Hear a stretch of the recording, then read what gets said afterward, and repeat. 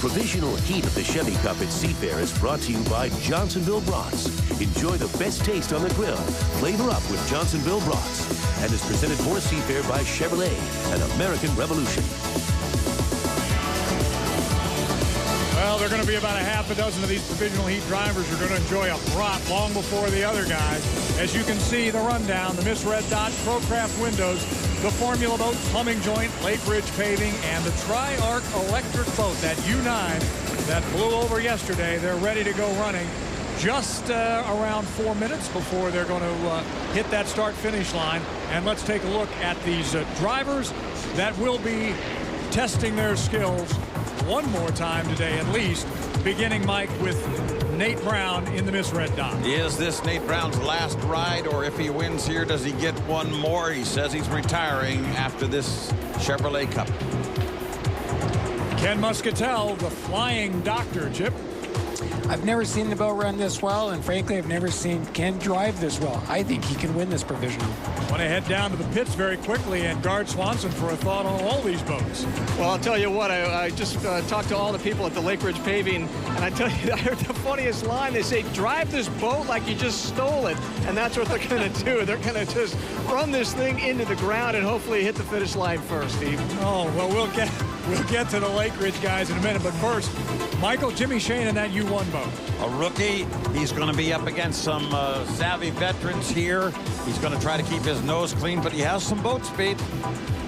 Brian Perkins is another one of those young guys. Not the kind of day he'd like to have. No, but this might be the first time this rookie can actually show what he's got. He's got nothing to lose by going for it. If I were his team manager, I'd say, go race, Brian. All right, and here's David Williams, the curator of the Hydroplane Museum, and he gets a shot to drive today. He was telling me yesterday just how thrilling it is to actually be piloting one of these boats that's in competition. He's been driving the vintage hydroplanes from the museum for many years and many laps, but this, he says, is the most fun he's ever had. I can only imagine. And finally, the formulaboats.com. Shane Kelly, actually. Mike Allen was hurt in this boat, flipped the boat, broke his thumb. So we've got a new rookie in here, and I think he's just going to get some experience. And finally, we want to look at the Tri-Arc boat as we're still about 2 minutes away. The Chris Bertram boat that blew over. He's moving, and they're cheering on the shoreline. Bill Rocky, you're down there. Steve, they were a little worried they couldn't start it up, and the crew was frantically working on it. It just fired up, and it's great to see Chris going out there, isn't it? It really is Chris Bertram, and he's going to get it up and running, and there he goes, heading out to the south end of the course to try to catch up with the rest of those boats.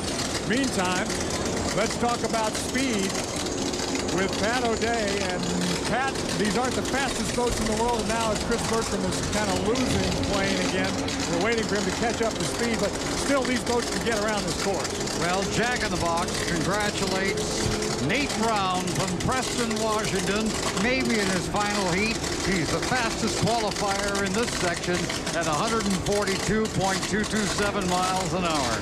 And for the best in fast food, anytime, stop by your nearest Jack in the Box.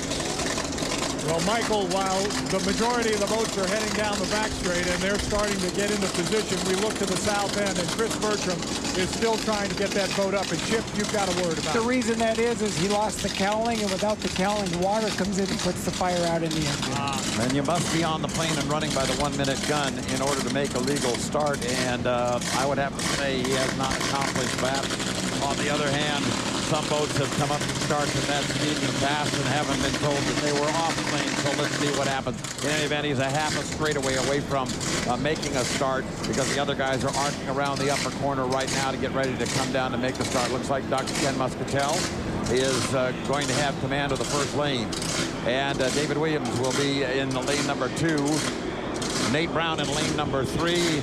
And the young rookie, Jimmy Shane, in the 4th lane, and on the outside, the other young rookie in the plumbing joint, Brian Perkins. Across the line they go. And I think we had at least one, maybe two boats that jumped. I'd have to say the same thing.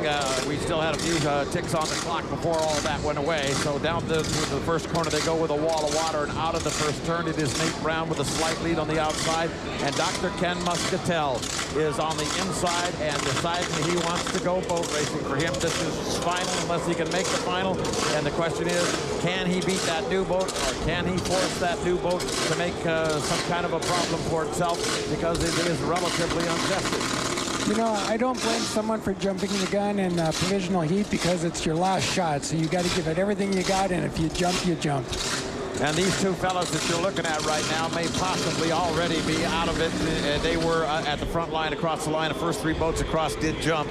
Here they come across the line, though. Nate Brown in his number 17 boat. The red dot is your leader physically on the race course, with Ken Muscatel in a close second place.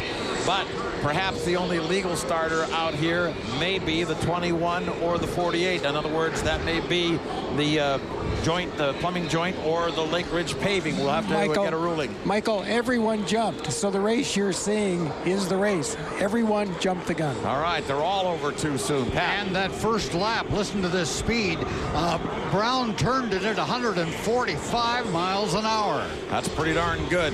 If everybody jumped, that doesn't make any difference. They'll all go 4 times around. And look at Ken Muscatel put some muscle on Nate Brown as they come out of this corner. Muscatel rode him on the hip like the pro that he is. Nate Brown did not have the beans to stay ahead of him. And now Dr. Ken comes across the start-finish line at the end of lap number 2 out front. That is something you don't see from Ken Muscatel. Normally when you pass him, you're done with him. They passed him, and Ken came back at him. Ken came back at him, and now Nate is thinking about coming back at the good doctor as they come off the exit pin of the lower corner. Dr. Ken Muscatel in Pro Craft windows is out front.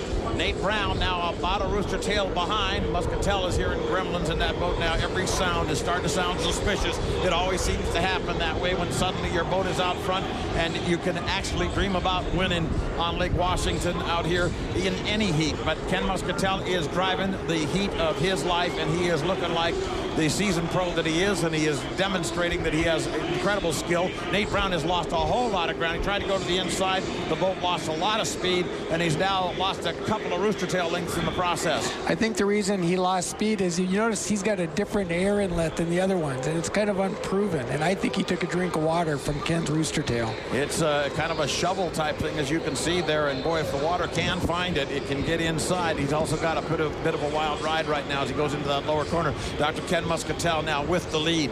Now almost a 1,000-foot lead now at this point. Couple buoys at this point as he goes down the back chute. And of course, if everybody jumped the gun, then everybody will be able to be scored in the order that they came across the line, because all of them are violators instead of one of them. And that means now that Ken Muscatel, as he goes up into the upper corner, will have to run an additional lap, because that is the penalty. But at this moment, he is in command of this provisional heat. You know, there's good news and bad news about the provisional heat. The good news, when you win it, you're in the final. The bad news is you're behind 6 other boats, and it is horribly rough. Checkered flag for Muscatel. And he has some parts missing on the tail feathers there. He had some struts, so you can see one of them flapping around out there. The other one is bent up. Looks like, though, it's not going to matter to him, because he's going to be able to make it. And this may be the goodbye checkered flag for Nate Brown. I don't buy it. I will bet you, Pat. You know, we got a lot of bets going there. I think we're going to see him in a boat again. Brian Perkins in the 21, the plumbing joint, pulls 3rd place. And here comes David Williams from the Hydroplane Museum with Lake Ridge Paving, and he finishes 4th, and Formula One is 5. You know, Chip, you and I were talking before the race ever started today about these young guys and what they have to demonstrate as they come up. This is an experienced race for each of these fellas. They have to learn to live with some bad luck. They have to learn to live with draws that they can't necessarily win. Fellas like Jimmy Shane, for example, Chris Bertram, and those fellas have to get used to the fact that racing has its ups and its downs, but in any event, they continue to measure the limits of their machine as much as possible and to do the very best that they can. And for them, that is a wonderful competitive experience. And the other thing they have to learn is to not let the result affect your heart. If you win a couple of heats, you can't feel you've got it handled, that everything's going to go your way. If everything goes bad and you have mechanical problems, you can never give up. You've got to keep a steady emotional state. Let's take another look at that start where everybody got on the wrong side of the law here. They were a little too quick, 2 seconds. Well, you see Lake Ridge is across real quick. Still a couple of seconds there. There goes Nate across too quick. There goes the 21 boat across too quick. And we're down to 1, and some other noses will come up. You know, Mike, I've been working with David Williams for the last